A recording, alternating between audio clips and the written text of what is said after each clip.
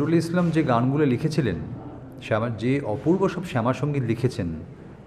তাহলে সেই গানগুলো কি সবার শোনা উচিত নয়, জাতি ধর্ম নির্বিশেষে? বা আমাদের ক্লাসিক্যাল সিঙ্গাররা বড় গোলাম আলী খান সাহেব, রশিদ খান, যেসব গান গাইতেন রাধাকৃষ্ণকে নিয়ে, অপূর্ব সব গান, সেগুলি কি সবার শোনার কথা নয়? একজন শিল্পীর সঙ্গে এই ব্যবহার করার পেছনে আমার ধারণা এটা একটা অত্যন্ত নিম্ন রুচির পরিচয়, এবং প্রশাসন খুব দ্রুত, মানে সে কি দল কি ধর্ম কোনো কিছু না দেখে দ্রুত কঠোর হাতের ব্যবস্থা নেওয়া উচিত। এবং আমি একজন শিল্পী হিসেবে, একজন অভিনেতা হিসেবে লগ্নজিতার পাশে দাঁড়িয়ে বলছি যে কোনো মূল্যে এই জাতীয় যে প্রবণতা যেটা দেখা দিচ্ছে সেটা আটকাতে হবে,